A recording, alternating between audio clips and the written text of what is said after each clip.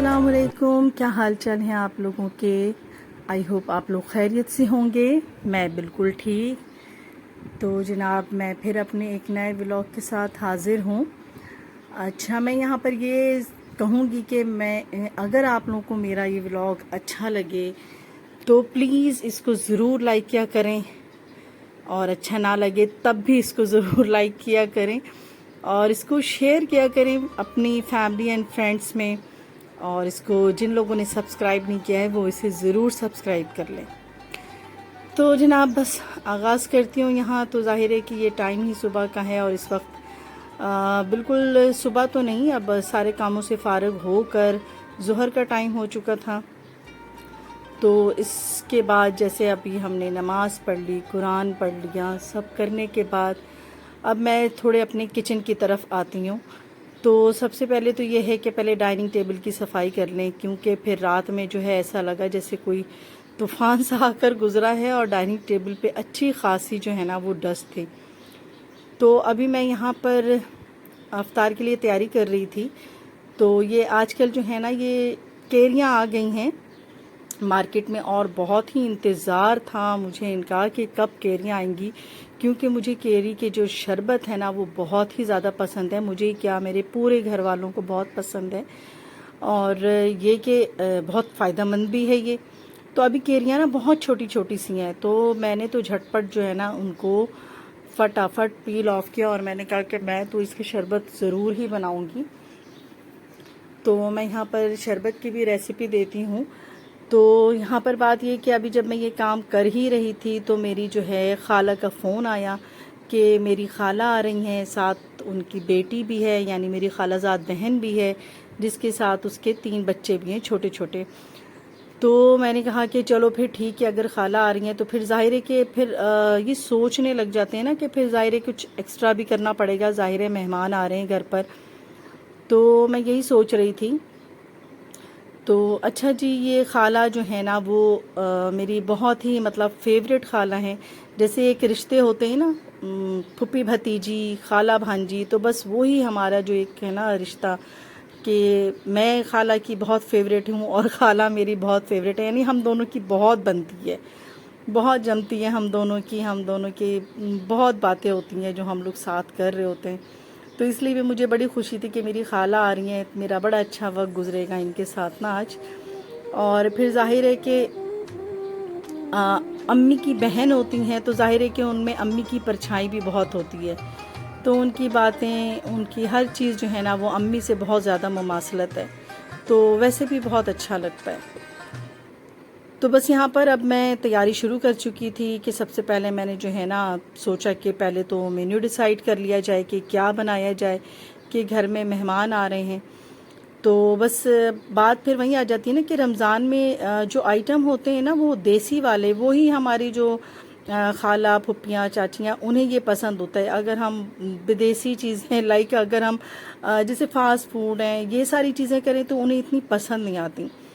तो इसीलिए फिर मैंने यही किया कि चलो पहले मैंने अंडे भी बॉईल करने के लिए रख दिए, और साथ में आलू बॉईल कर लिए, ताकि अंडे के लिए जो है अंडा आलू चाप की तैयारी शुरू कर दूं। तो इस पर जो है वही मसाले जो मैं आपको रोज़ ही बताती हूँ कि नमक, काली मिर्च, थोड़ी सी लाल मिर्च और चाट मसाला, ये डाल के ना इनको थोड़ा सा आलूओं में इतना कि टेस्ट आ जाए ना, तो उसके साथ कर लिया मैंने। और अंडे भी बॉईल करने के लिए एक तरफ मैंने रख दिए थे ताकि अंडे भी हो जाएं।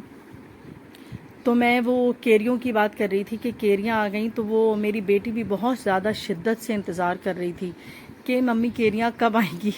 तो वो एक वाकई दौर हमारा भी था कि हम केरियों के लिए ऐसे ही परेशान होते थे कि कब केरियां आएँ, और हम उन्हें जो है अपनी गर्मियों की लंबी लंबी दोपहर में जो है इत्मीनान से केरियां छील के, काट के, नमक लेके बैठ के और केरियां भी खाते थे।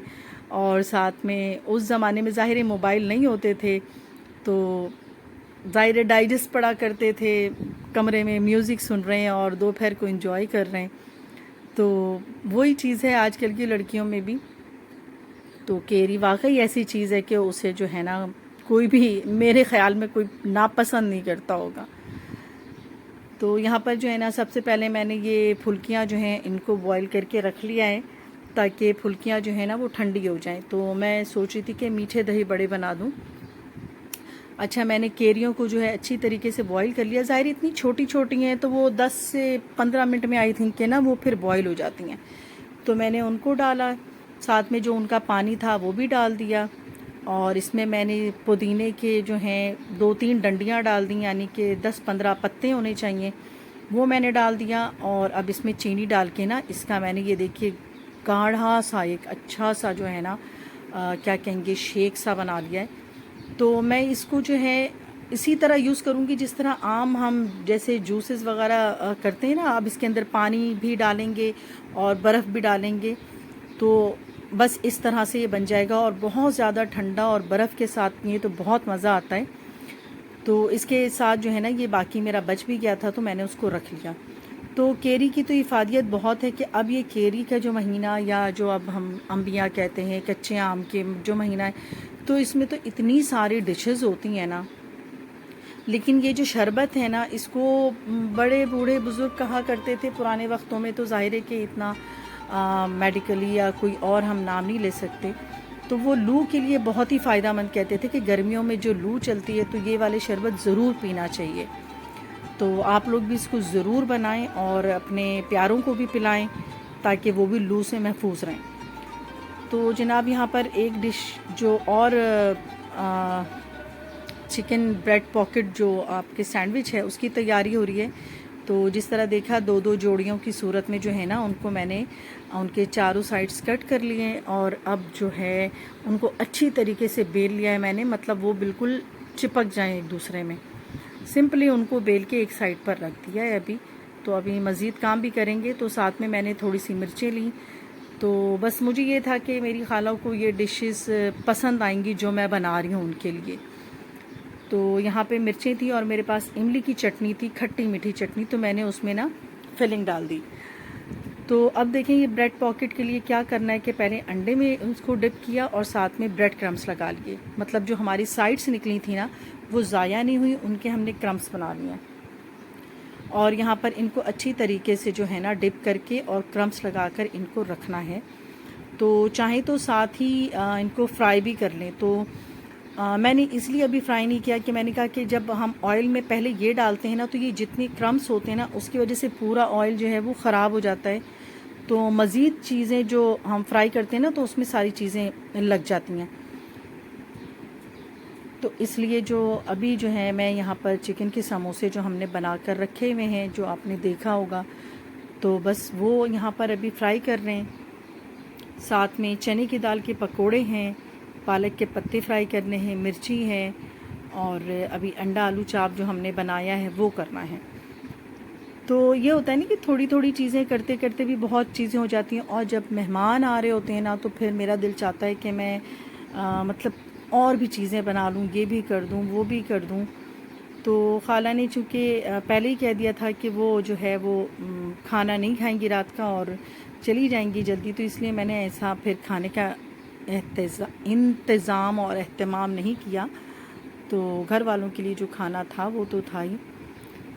तो यहाँ पर जो है चने की दाल के पकोड़े, जैसे कि बताया था कि जो चने की दाल भिगो के रख देते हैं और फिर उससे मैंने बैटर बना के रखा हुआ है। तो बस जितना चाहिए होता है मैं फ्रीज़र से निकालती हूँ और उतने ही फ्राई कर लेती हूँ।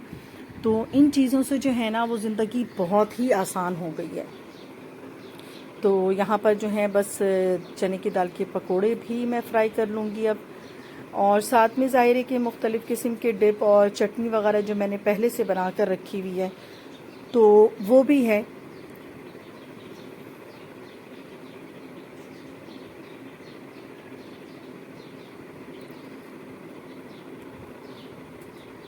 तो जनाब बहुत सारे रिश्ते ऐसे होते हैं ना जो हमेशा ही मतलब एक नाम होता है उनका, जैसे कि मामू भांजा, चचा भतीजा, इसी तरह फूफी भतीजी, खाला भांजी। तो खाला भांजी वाकई ये बहुत ही प्यारे रिश्ते होते हैं, बहुत ही अच्छे रिश्ते होते हैं।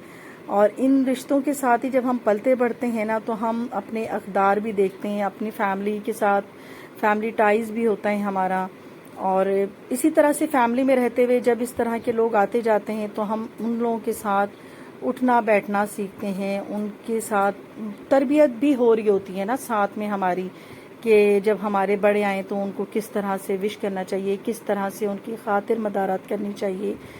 तो ये चीज़ें जो है ना वो हम बचपन से देखते आए कि हमारे घर में मतलब इतने रिश्तेदारों का आना जाना है तो हम किस तरह से उन्हें वेलकम करते हैं अपने घर में। तो अब भी जब मेरे घर में जब ये लोग आती हैं तो फिर मेरी बच्चियां भी देखती हैं, उन्हें भी बहुत प्यार है मेरी खाला से, और मेरी खाला मेरी बच्चियों को भी बहुत प्यार करती हैं। तो ये है ही ऐसे प्यार के रिश्ते कि माशाल्लाह जब हम किसी से प्यार करते हैं तो हमें फिर रिटर्न में भी उनसे प्यार मिलता है। हम किसी को इज्जत देते हैं तो रिटर्न में भी हमें इज्जत ही मिलती है। तो यही ज़िंदगी का उसूल है कि बस प्यार बांटें, प्यार फैलाएं, अपने बच्चों को भी बड़ों की इज्जत कदर करना सिखाएं, क्योंकि यही बड़े हैं जो हमारी जो बुनियादें हैं, ये हमारी जिस तरह दरख्त जो है वो उसकी एक बुनियाद होती है, उसकी शाखें होती हैं, फिर उन पे पत्ते निकलते हैं, तो इस तरह से वो एक पूरा दरख्त घना सायादार बनता है। अगर आप उसकी जड़ को ही काट देंगे तो वो दरख्त सूख जाएगी। तो इसी तरह से ये जो फैमिली है, जो हमारे फैमिली मेंबर्स हैं, जो बुजुर्ग हैं, वो हमारे लिए एक जड़ है, बुनियाद है वो। तो हमें इन सब की इज्जत कदर करनी चाहिए, अपनी औलादों को भी, बच्चों को भी, सबको यही सिखाना चाहिए कि वो लोग भी इन सब की इज्जत वैसे ही करें जैसे हम करते हैं। तो जनाब बातों ही बातों में जो है ना यहाँ पर काफ़ी चीज़ें फ्राई भी हो गई। ये अब अंडा आलू चाप की भी बारी आ गई है, पकोड़े भी तल लिए हैं और पालक के पत्ते भी हो गए हैं। बस बातों ही बातों में जो है ना ये सारी चीज़ें हो रही हैं। तो जनाब अब ये ब्रेड की बारी आई है। मैंने इसको लास्ट में इसीलिए डाला है कि जो क्रम्स होते हैं ना वो काफ़ी सारे तेल में मतलब आ जाते हैं ना, तो वो तेल फिर वो ब्लैक ब्लैक सी हो जाती है और फिर बाकी चीज़ों के ऊपर भी आ जाती है। तो देखिए ये जो ब्रेड पॉकेट है तो ये अब ये खुद ब खुद ही जो है ना ब्रेड अब ये फूल जाएंगे बिल्कुल, और इनको इजीली हम कट कर देंगे तो ये पॉकेट की शक्ल हो जाएगी। तो इनको गोल्डन करके निकालना है और ये देखिए कितने अच्छे फूले फूले से ना ये निकल रहे हैं। तो इसकी फिलिंग जो है ना वो मैंने पिछले दिनों ही बनाई थी, मतलब एक दिन पहले इसकी फिलिंग बना के रखी हुई थी। तो आज इसकी फिलिंग की रेसिपी नहीं दे रही हूँ, लेकिन नेक्स्ट टाइम मैं ज़रूर दूंगी। तो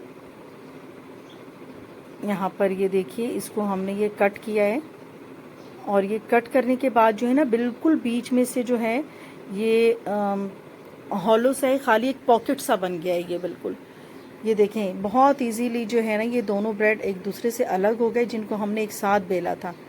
और अब जो ये हमने चिकन को फिलिंग जो बना कर रखी हुई है ना, जिसकी मैं रेसिपी आपको नेक्स्ट अपने व्लॉग में दे दूंगी, तो वो अब इसके अंदर फिल कर देना है अच्छी तरीके से। और ये बहुत ही मज़ेदार, बहुत ही टेस्टी बनी कि माशाल्लाह माशाल्लाह। ये मेरी बेटी ने बनाया था और फिलिंग भी उसने ही बनाई थी और सारी चीज़ें उसने की थी, और ये बहुत ही मज़ेदार था, इतना कि मेरी खाला और मेरी कज़न जो है ना वो इससे रेसिपी लेकर गई हैं कि अब वो भी बनाएंगी। तो बस जनाब हमने फ्राइंग का काम कर लिया था, क्योंकि जैसा कि पता है कि आजकल गैस का प्रेशर जो है ना वो ऐन वक्त पर जो है ना वो कम हो जाता है। तो फ्राइंग करके रख लिया था, मेहमान भी आने ही वाले थे और कुछ टाइम भी बस बहुत ही करीब आ रहा था। तो मैंने कहा चलो अब थोड़ी सी ना कमरे वगैरह को भी साफ़ कर लूँ। तो यहाँ पर मैं यही सोच रही थी कि पता नहीं अब खाला के आने में कितना टाइम है ना, तो मैंने उनको फ़ोन भी कर लिया साथ ही। तो पता चला कि वो निकल गई हैं और बातों ही बातों में फिर वो आ भी गई और गेट पर फिर बेल भी बज गई। तो मैंने कहा चलो जी भाई अब खाला भी पहुँच गई हैं।